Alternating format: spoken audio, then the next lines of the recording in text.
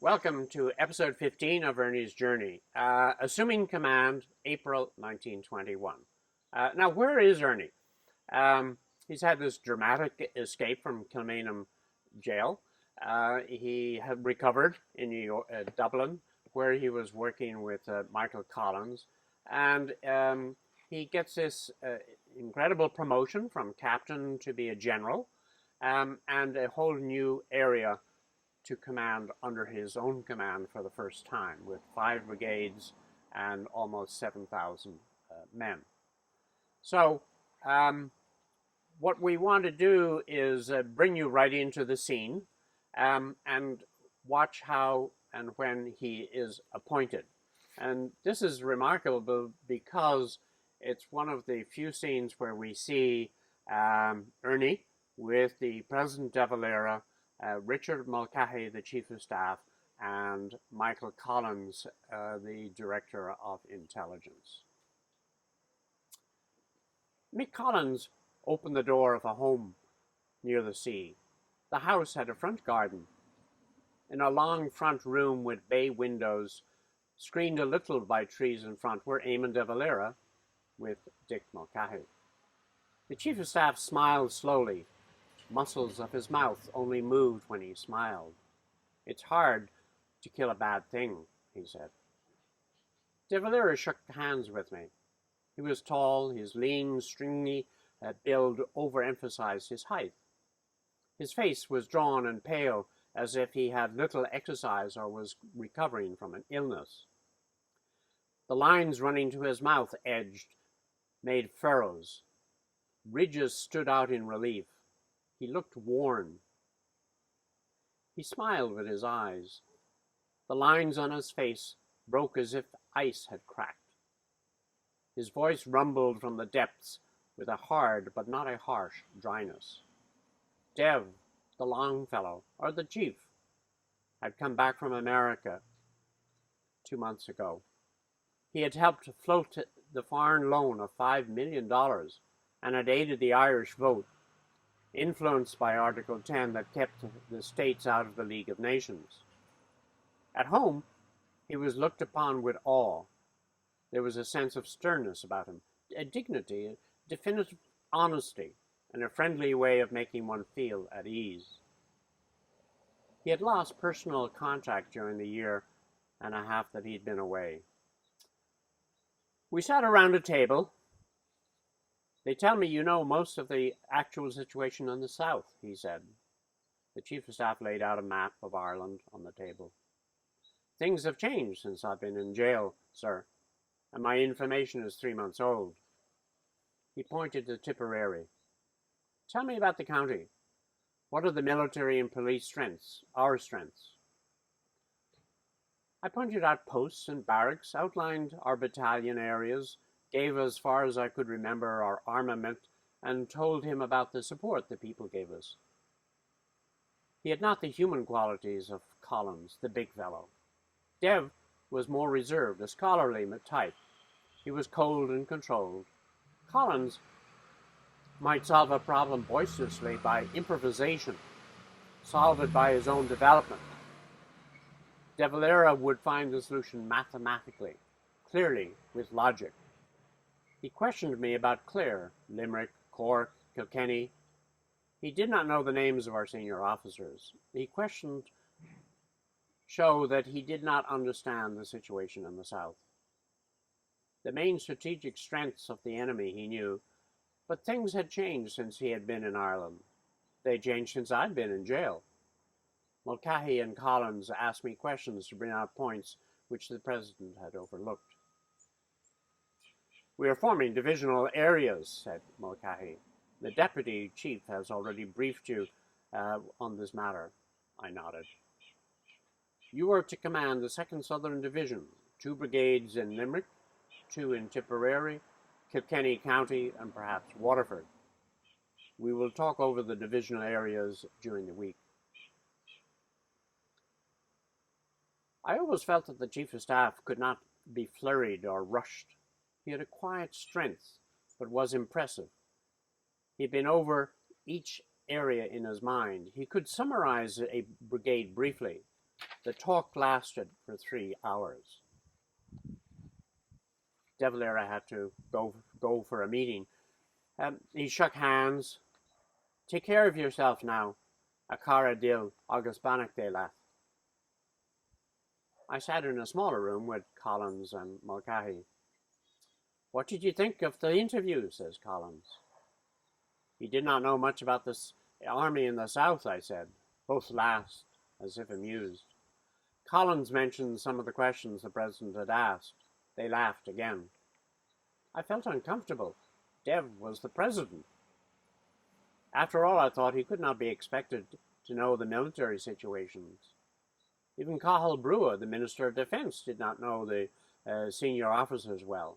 He worked as a traveller whilst his deputy paid his salary. That desire to work without pay was understandable, but his position as Minister of Defence needed all his energies. They depended for information upon reports which were forwarded by some areas only, and they were never in full detail. And on spasmodic visits of officers to Dublin. They could add to their knowledge by talking with members of the Parliament, the TDs, but few of them knew the tides of our military effort. GHQ staff had ceased to inspect the country. Only by inspections and by actual touch with men on their own ground could a complete idea of the senior officers, their difficulties, their drawbacks be properly appreciated. I resented their jokes at the expense of the Longfellow. And so we have the setting. Ernie is actually appointed as a general, come up from the grade of captain, and he's given an entire new command. What the IRA headquarters have done is try to reorganize these 65 divisions, 65 brigades into 12 divisions. And in the south, Liam Lynch is given 1 division, the 2nd division is given to Ernie, and the 3rd division, yet to be appointed, is just north of that. So there's a 3-tier system within the south. Now that he has a command, Ernie has to go take charge of the command. And it's an interesting for him, because suddenly he has changed from the role of organizer, in where he was sort of an advisor to people and he had to encourage people to get things done. Now he was going to be in a position where he was in fact the commander, and he had the authority to command that people get things done. And that will make a big difference in the type and manner in which he can execute actions. He goes down to Tipperary, and he has to appoint his own staff. So he never had a staff before. He was always a one-man operation. And so what he did was he picked some of the leaders whom he did know locally and with whom he'd worked. Seamus Robinson, from his escapades on the raids of Rare Cross and Hollyford, became his vice-commandant. Con Maloney, whom he knew well, became his adjutant. And the distinguished Dan Breen of many encounters became his quartermaster. And so with this staff, and he developed a headquarters at the home of the Tobins in Tinkerry House. And it was in a dugout behind the house. So that was sort of the way that he was then operating in his own sort of new command. Now, having taken charge of his own command, he had a second function to do right away, which was to appoint Liam Lynch, Liam, who had been with him at the Mallow Barracks attack, who had been commander of Cork Brigade, was now going to be appointed to a division command level for the first Southern Division. And so I want to read a comment that Ernie reflects in his memoir about how that meeting comes out and what some of the consequences of the meeting are. So here's a headquarters man who is going to Cork to appoint somebody in charge of Cork.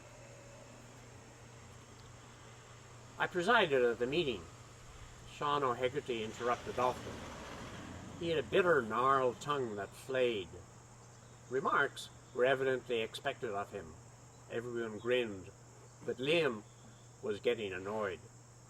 He spoke of our headquarters staff and the ease with which memoranda could be written, but it was another story to carry out their fanciful instructions. That rigmarole about strategic necessity was all right, but how about arms? And why was the pressure on the South not relieved? Why didn't some of the other parts of the country begin to fight? Why didn't the headquarters organize or train the Midlands, or the West, or the East? And why didn't Dickie Mulcahy or Mickey Collins come down to inspect the troops in Tipperary, Cork and Kerry? Then they could see how things were. Sean O'Hegarty was the oldest there. He must have been over 30. Most of the others were under 25. His acrid spleen worked itself off, but he only voiced our general discontent. I pointed out how hard it was for a general quartermaster to struggle to smuggle in arms, and how trusted people of ours in America or England had to handle them before they would reach a brigade in safety. A divisional staff was appointed by Liam Lynch. Brigadiers argued about taking this or their best man, but all realized that more coordination was necessary in pitting strengths. Officers discussed their several commands. So we see the difference in attitudes coming up and the resentments on both sides. So looking back now, what insights do we get about Ernie at this period in his life? First of all, he has an incredible capacity, as we've seen throughout his memoir, to remember details, to observe people, to get an insight from their face, from their physical characteristics, the personality. So you get a feel for the individual leaders that he's talking about. He also has time and time again come across the concept that he trusts his own instinct. So whether he goes to visit someone or not, whether he, and these instincts he has learned by shakes of hand and then by nods of head. I mean, there's some method of communication, what that instinctive reaction to people is. Remember, he is also, as he used to in the earlier days, trust his life with the people whose hands he shook. And so his feeling of confidence in that person coming through that communication was very important. We see him also now in this new role of being the person in command who actually executes the plan. Before he was sort of an advisor, and he was hoping that the local brigade officer or the battalion leader would do what he had hoped in terms of training. Now he's in a position to actually command, and we can see in his written work the daily ritual of writing memos to people continues, but it's more powerful because he is now in charge.